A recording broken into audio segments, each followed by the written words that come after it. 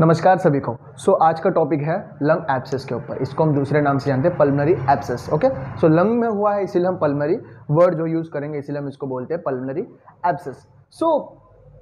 जैसे हम कंटिन्यू कर रहे हैं इस सीरीज़ को, सबसे पहले हमने निमोनिया पढ़ा। ओके, निमोनिया में हमने एक चीज़ डिस्कस किया था कि निमोनिया के कॉम्प्लिकेशंस के अंदर lung abscess is one of the primary one, मतलब ऊपर आता है। मतलब लंग एब्सेस निमोनिया अगर कॉम्प्लिकेट हो जाएगा तो वो लंग एब्सेस होने के चांसेस बहुत ज़्यादा होते हैं। Okay, post pneumonic lung abscess भी बोल सकते हैं। ओके, एंड निमोनिया के साथ साथ हमने एस्पायरेटेड निमोनिया के बारे में जो हम डिस्कस कर रहे थे, स्पेशली एस्पायरेटेड निमोनिया मतलब कुछ चीज़ मतलब जो इनहेलेट हो गया लंग्स के अंदर, जिसके वजह से एस्पायरेशन हुआ, मतलब ब्रीथिंग सही से नहीं हुआ। ओके, वो कुछ भी हो सकता है, कुछ फॉरेन मटेरियल हो सकता है, कुछ ट्यूमर, इंटरनल ट्यूमर हो सकता है, या कुछ बैक्टीरिया इनहेलेट हो गया, कुछ भी हो सकता है। ओके, और वो इनहेलेट किस तरह हुआ, अगर पेशेंट अनकॉन्शियस है, कुछ कोमा में है, ओके, अल्कोहलिज्म, दारू वारू पी के सो गया हो, ऐसे सब कंडीशन में जो है वो कुछ ऐसे चीज़ें जो है लंग्स के अंदर इनहेलेट हो जाते हैं। जब हम खाते समय बात करते हैं, टीवी देखते हुए बात करते हैं, तो अचानक से little amount of food material जो है वो अपने लंग में इनहेलेट होता है, तो हमें कितना खतरनाक वो आता है, खांसी आती है, एकदम पूरा ऐसा लगता है कि पूरा सर दिमाग पूरा हिल गया, ऐसा लगता है कि मर जाएंगे, इतना खतरनाक हो जाता है। ओके, तो जब पेशेंट हम कॉन्शियस थे उस समय, कफ खांसी देकर कुछ भी कर हम उस चीज़ को निकालते हैं, फिर पानी पीते हैं, उसको क्लियर आउट करते हैं। मगर अगर पेशेंट अनकॉन्शियस होगा तो वो कुछ एक्शन नहीं ले पाएगा। उस समय क्या होता है कि एस्पायरेशन हो जाता है। ओके, तो पेशेंट का एस्पाइजिया होकर डेथ भी हो सकता है। ओके, मोस्टली तो एस्पायरेशन की वजह से डेथ हो जाता है, एस्पायरेशन पे होने के बाद एस्पाइजिया के थ्रू डेथ हो जाता है। मगर कुछ कंडीशन में निमोनिया भी हो जाता है, बैक्टीरियल कंडीशन के अंदर। ओके, अभी हम लंग एब्सेस पढ़ेंगे। ओके, लंग एब्सेस में सबसे पहले देखेंगे कि प्राइमरी लंग एब्सेस क्या होता है, सेकेंडरी लंग एब्सेस क्या होता है। ओके, एंड इसके कॉजेटिव एजेंट्स क्या होते हैं, कौन से प्री डिस्पोजिंग फैक्टर्स होते हैं। छोटा सा टॉपिक है, बहुत इजी टॉपिक है। ओके, देन अपन इसके पॉजिटिव फैक्टर्स वो सब मैंने बताया। देन इसके बाद हम इसके कुछ सिम्टम्स देखेंगे, क्लिनिकल मैनिफेस्टेशंस एंड मॉर्फोलॉजी, हम इसका हिस्टोलॉजिकली किस तरह दिखेगा, and then will go with the diagnosis. तो ईजी है, चेस्ट एक्सरे के थ्रू हम देख सकते हैं, एंड इस ट्रीटमेंट। ओके, हम स्टार्ट करते हैं lung abscess. Okay, definition, lung abscess is a local. ये डेफिनेशन जो है वो एक पर्टिकुलर बुक से मैंने लिया है। ओके, लोकल मतलब एक पर्टिकुलर जगह पे होगा। ओके, एक पर्टिकुलर जगह पर, एक ही जगह पर सुपुरेटिव मतलब पस फॉर्मिंग, सुपुरेटिव प्रोसेस, वहां पे पस फॉर्मेशन होगा। देखो, एब्सेस जब हम वर्ड सुनते हैं तब हमें क्या याद आ जाता है, याद आना चाहिए नेक्रोसिस। वो भी कौन सा नेक्रोसिस? लिक्विफेटिव नेक्रोसिस। नेक्रोसिस के छह टाइप्स आते हैं जो मैंने पढ़ा है नेक्रोसिस। ओके, नेक्रोसिस के 6 टाइप होते हैं। लिक्विफेटिव नेक्रोसिस में क्या होता है कि ब्रेन एब्सेस, ऐसे मैंने उसके अंदर 3 एब्सेस पढ़ा है। जो स्किन एब्सेस, स्किन में जो एब्सेस होते हैं, एब्सेस में क्या होता है कि न्यूट्रोफिल्स वहाँ पे एक्यूमुलेट होने की वजह से वहाँ पे पस फॉर्मेशन हो जाता है। Okay, lung abscess is also comes under the liquefactive necrosis. Okay, तो उसमें क्या होता है, पस फॉर्मेशन होता है एक पर्टिकुलर, समझो ये लंग हुआ,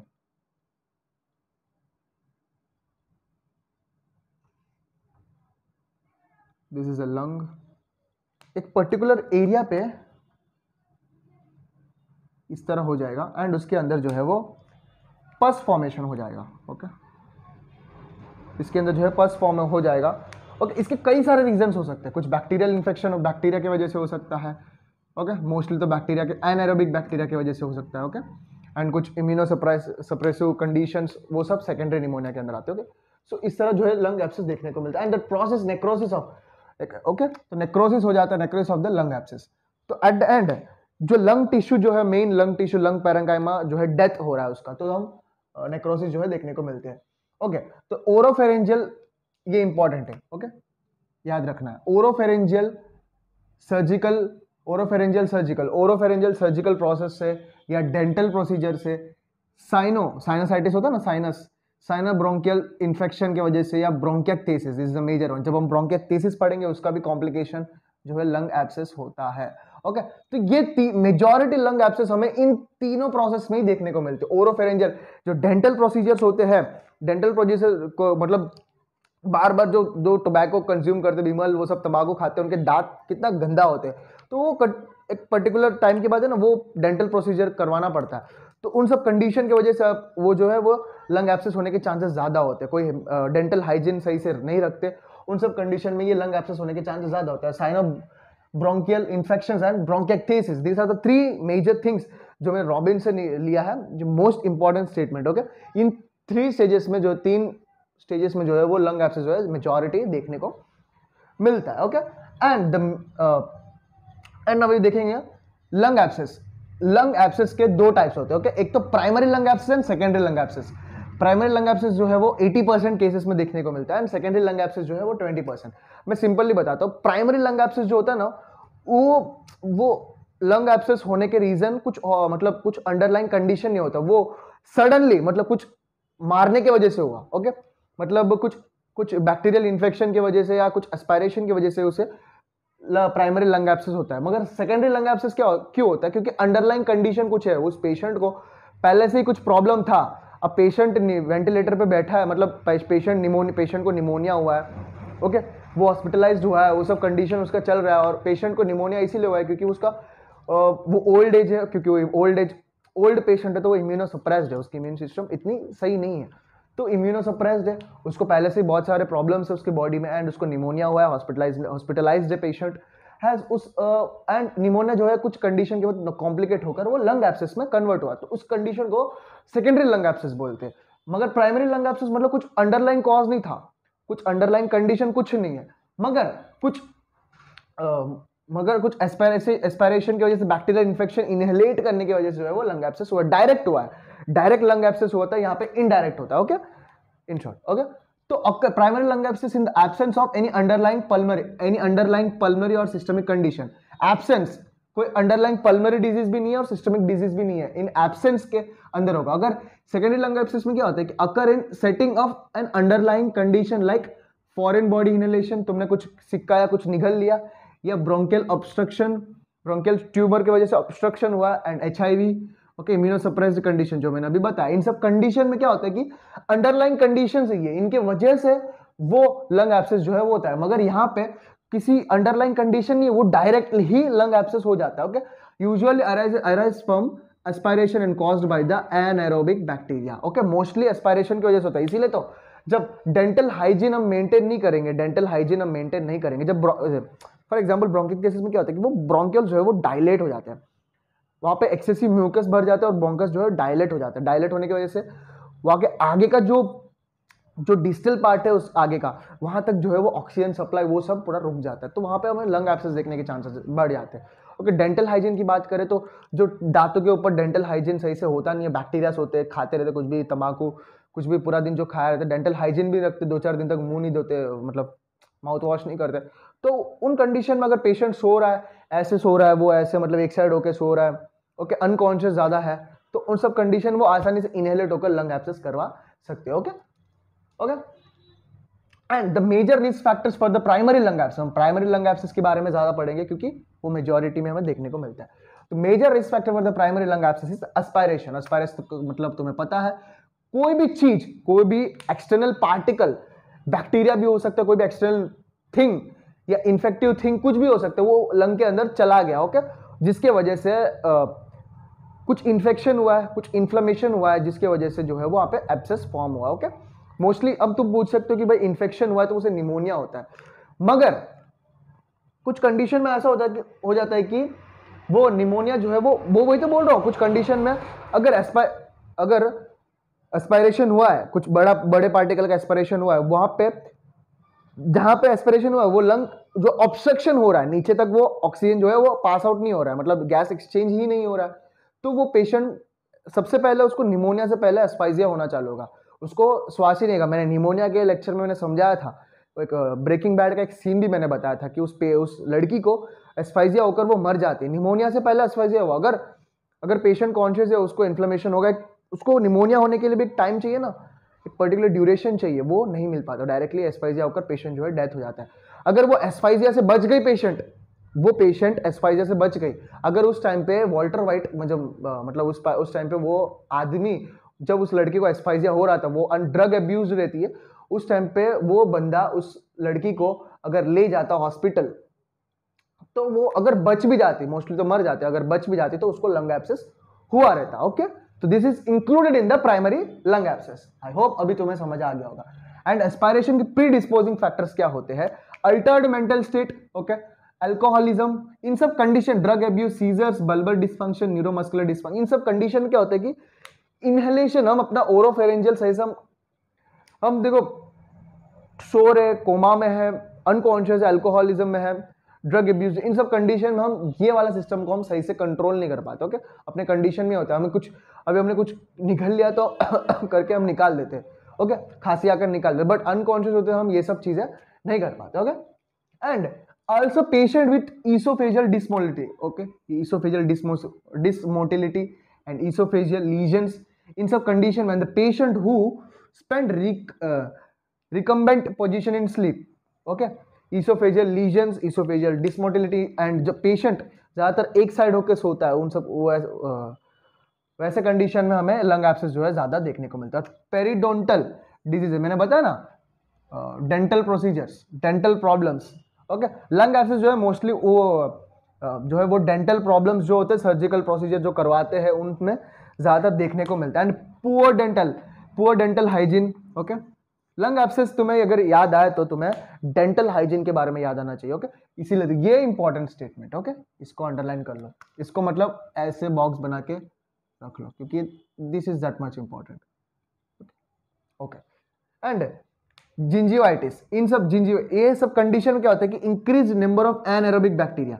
एस्पायरेशन होता भी किसकी वजह से? मेजॉरिटी एनारोबिक बैक्टीरिया की वजह से। ओके, और ऐसे डॉक्टर्स बोलते भी है कि अगर एनारोबिक बैक्टीरिया इन्फेक्शन हुआ है तो वो फाउल स्मेलिंग आता है, जब स्पुटम जो होता है, जो स्पुटम जब निकलता है वो फाउल स्मेलिंग करता है, जब पेशेंट बात भी करता है तो एकदम फाउल स्मेलिंग आता है, एकदम गंदा purulent smell, foul purulent smell निकल के आता है। तो उससे हमें पता चलता है कि भाई एनारोबिक बैक्टीरिया जो है इन्फेक्ट किया। ओके, स्पुटम इतना गंदा स्मेल करता है। Okay, increase number of anaerobic bacteria in aspirated material, जो भी डेंटल पूर हाइजीन, इन सब कंडीशन में क्या होता है कि जो भी मटेरियल एस्पायरेश हो रहा है उस पर एनारोबिक बैक्टीरिया का ग्रोथ जो है वो ज्यादा होता है। Okay, and lung abscess is rare in patient. हाँ देखो, ये भी बोल सकते हैं अभी जो पेशेंट को, जो मतलब ओल्ड एज में जो पेशेंट्स को दांत नहीं होते, उनमें लंग एब्सेस बहुत रेयरेस्ट कंडीशन में देखने को मिलता है।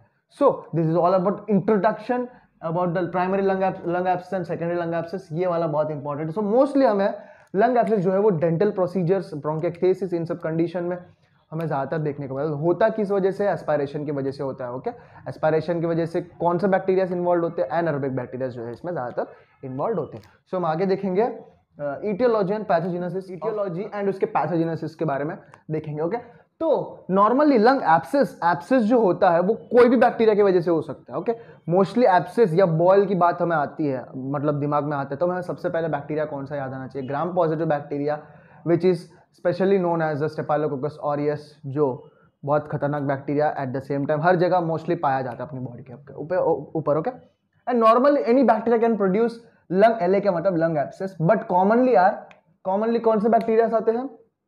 स्ट्रेप्टोकोकस निमोनिया, स्टेफाइलोकोकस ऑरियस, ग्राम पॉजिटिव बैक्टीरिया जो है वो मेजॉरिटी कोई भी एब्सेसेस होते हैं वो उसमें वो अपना हाथ इनका रहता ही है। ओके, एंड एनारोबिक बैक्टीरिया, मैंने बोला था कि 80% केसेस में प्राइमरी लंग एब्सेस देखने को मिलता है। प्राइमरी लंग एब्सेस में एस्पायरेशन के थ्रू होता है, और एस्पायरेशन में कौन सा बैक्टीरिया मोस्टली पाया जाता है? मैंने बताया था anaerobic bacteria. Anaerobic bacteria organisms like bacteroides, fusobacterium and peptococcus, ये तीनों एनारोबिक बैक्टीरिया जो है वो 60% ऑफ केसेस में ये देखने को मिलते हैं। ओके, तो हमें इस चीज को याद रखना इंपॉर्टेंट है, bacteroides, fusobacterium and Peptococcus.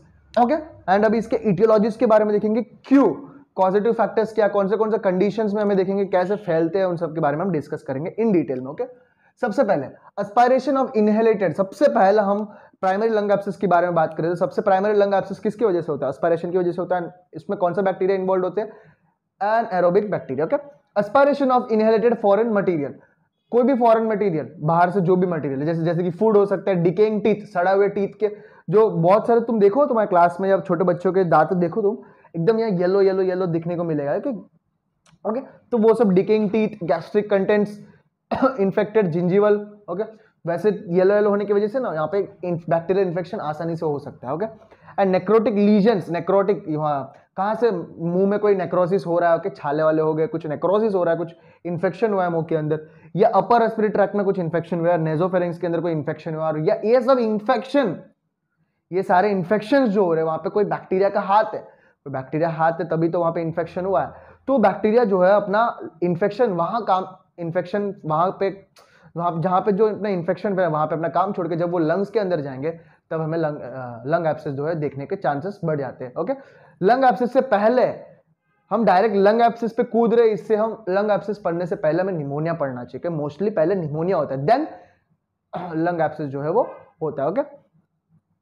Okay, this all the, और लंग एब्सेस मोस्टली एक ही कंडीशन में देखने को मिलता है, वो है मोस्टली एक ही कंडीशन में देखने को मिलता है, वो है dental hygiene, okay. Oral hygiene condition के अंदर वो सही से मेंटेन नहीं कर पाते, ओके। डेंटल सर्जरीज के अंदर वो सब कंडीशन में हमें लंग एब्सेस जो है देखने को मिलता है। एंड मोस्टली अगर कुछ और कंडीशन में लंग एब्सेस हो रहा है तो वो that complicated from the pneumonia, okay. And this all get aspirated in the lung in favourable condition, like ये सारे इन्फेक्शन तो ये कौन से कंडीशन में लंग के अंदर जाएंगे, फेवरेबल कंडीशन कौन से होंगे, जैसे कि स्लीप, सोया है, कैसे सोया है, रिकमेंड पोजीशन, ऐसे सोया, ओके।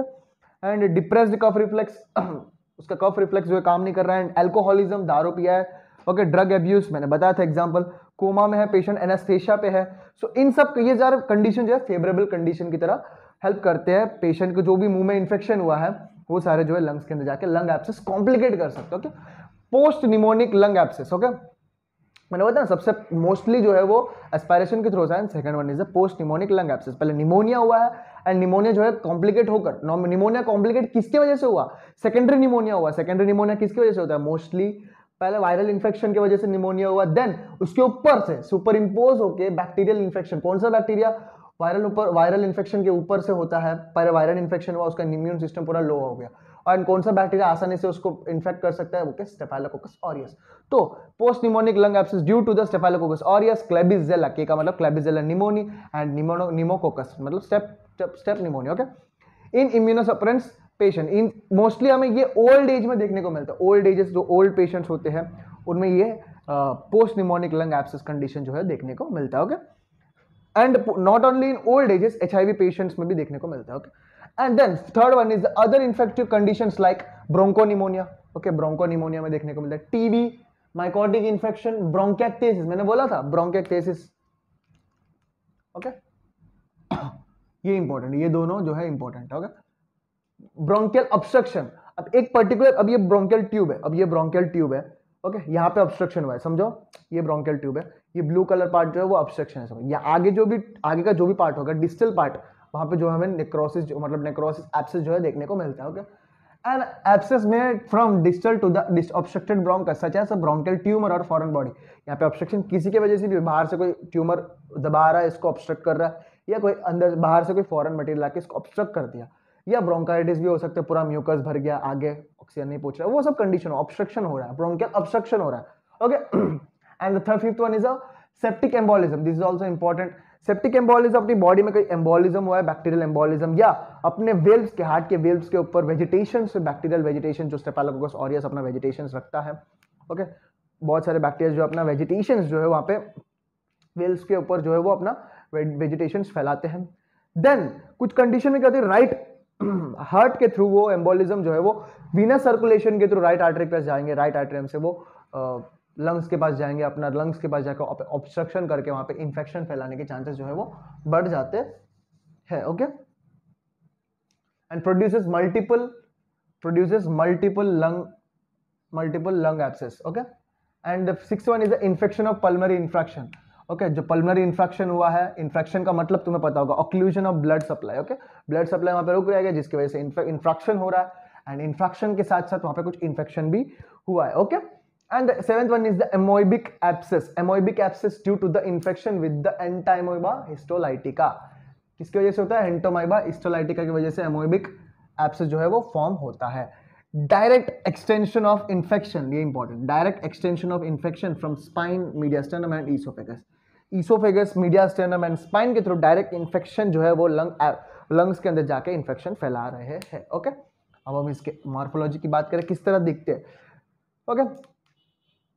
अपने जो लंग एब्सेस जो होता है वो कुछ मिलीमीटर से लेके 1 2 3 कुछ मिलीमीटर से लेके कुछ 5 to 6 सेंटीमीटर, इन सब ऐसे सब कंडीशन में सर्जरी करनी पड़ती है। इतने बड़े बड़े एक्सेस जो देखने को मिलते हैं उस कंडीशन में सर्जरी जो है वो ट्रीटमेंट की तरह हेल्प करता है।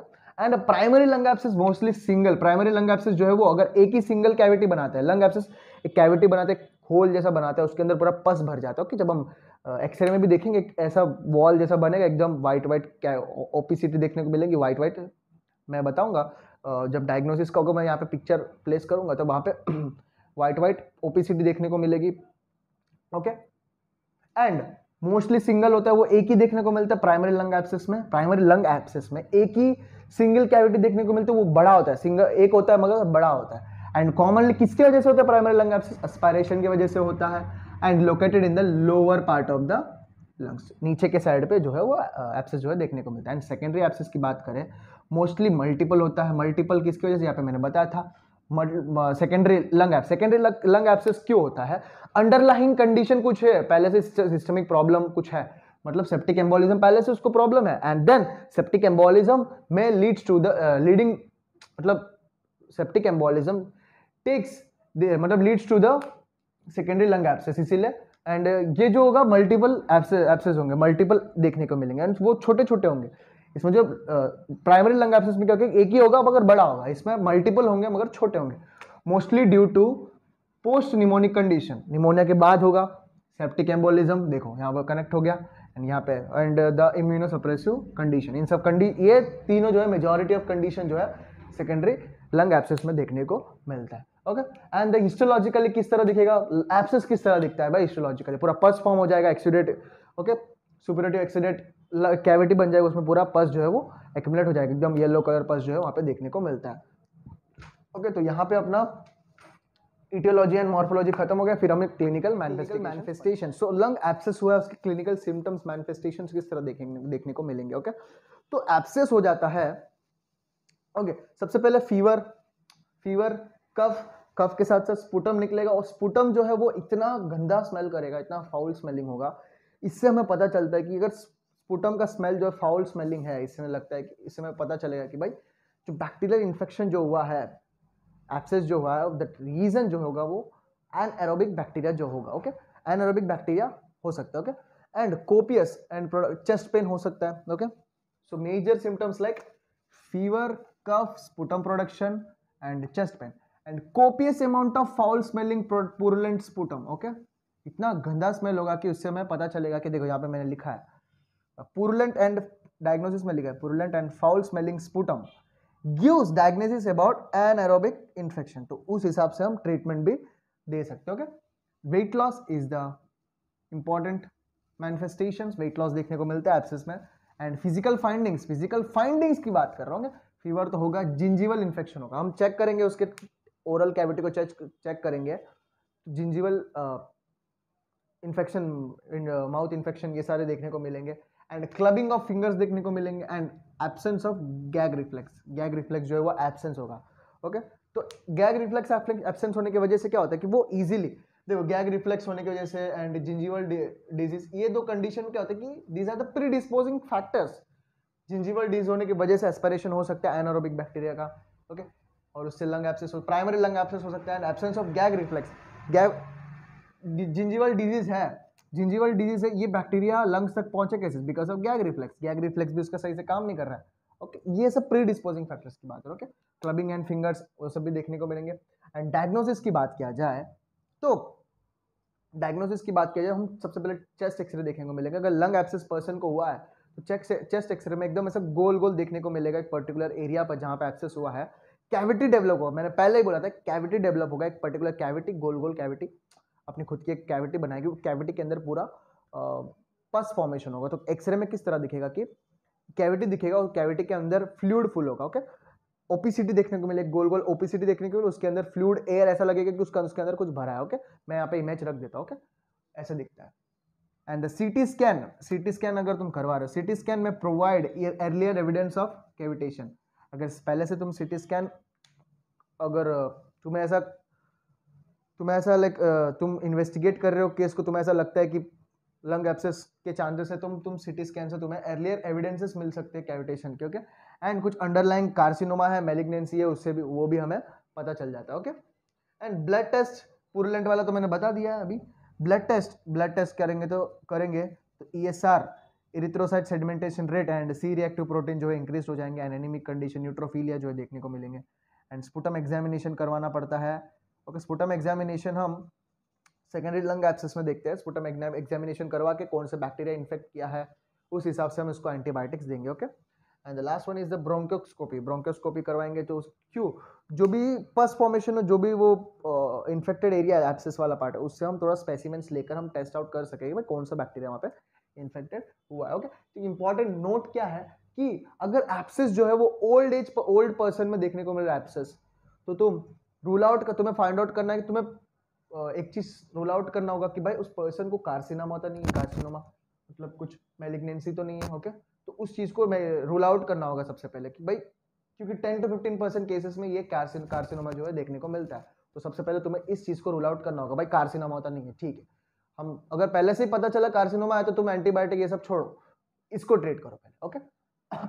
अगर ये नहीं है तो then go with the another, okay. And treatment की बात करें तो प्राइमरी लंग एब्सेस जो है वो पता है, प्राइमरी लंग एब्सेस जो है कुछ अंडरलाइनिंग कॉज नहीं होता है, कुछ एग्जैक्ट बैक्टीरिया की वजह से होता है, ओके। सबसे पहले क्लिंडामाइसिन यूज करते, नहीं तो पेनिसिलिन प्लस मेट्रोनिडाजोल यूज करते हैं, ओके। ये जो मेडिसिन है, ये जो एंटीबायोटिक्स है, ये 3 हफ्ते तक तो कंटिन्यू, मिनिमम 3 हफ्ते तक तो कंटिन्यू रखना पड़ता है, ओके। तब जाके वो एब्सेस जो है क्लियर आउट हो जाता है, ओके। सेकेंडरी लंग एब्सेस में क्या करते हैं, सबसे मैंने बोला ना स्पुटम एग्जामिनेशन करना पड़ता है, देन हमें जो भी इन्फेक्टेड बैक्टीरिया है उसे हम फाइंड आउट करना पड़ता है, then we have to treat it as we have to treat that bacteria, okay। if abscess, अगर एब्सेस जो है मैंने बताया था 6 to 8 सेंटीमीटर से बड़ा है, मतलब इतना बड़ा है, 6 to 8 5 के ऊपर इतना है, और उसके ऊपर कुछ एंटीबायोटिक्स कुछ काम नहीं करे, तो सर्जिकल प्रोसीजर के थ्रू उसको तुम रूल आउट कर सकते हो, क्या उसको ठीक कर सकते हो। So this is all about the lung abscess which is mostly complicated by the pneumonia, okay. अगर lung abscess, primary lung abscess हुआ है तो तुम्हें एस्पायरेशन की वजह से हुआ होगा, एस्पायरेशन हुआ है तो तुम्हें चेकआउट करना होगा कि भाई ओरल हाइजीन कैसा है बंदे का, ओरल हाइजीन कैसा है, ओके। वो सारी चीज़ें तुम्हें देखना पड़ेगा, ब्रोंकाइटिस तो नहीं है, ये मैंने बोला ना, sinobronchial infection, oral hygiene and mouth infection, ये सारे तुम्हें चेकआउट करना पड़ेगा, ब्रोंकाइटिस, ये तीनों कंडीशन को सबसे पहले तुम्हें रूल आउट करना होगा अगर लंग एब्सेस देखने को मिल रहा है तो, okay. Then you have to use the antibiotics according to that, okay. And secondary lung abscess में क्या होता है कि वो अंडरलाइन कंडीशन कुछ है, निमोनिया, पोस्ट निमोनिक पर्सन जो इम्यूनोसप्रेस्ड है, तो इन सब कंडीशन, इम्बोलिज्म और सेप्टिक इम्बोलिज्म, इन सब कंडीशन में क्या होता है कि वो अंडर पहले से प्रॉब्लम प्रेजेंट है, and that leads to the lung abscess. So this is all about the lung abscess. I hope तुम्हें समझ आ गया होगा, ओके। तो I am requesting you all that एक बार बुक खोल के एक बार मतलब रीड कीजिएगा, बहुत सेम टू सेम, बहुत मतलब आसानी से तुम्हें रीड किया जाएगा, पूरा जो है वो मैंने बता दिया, ओके।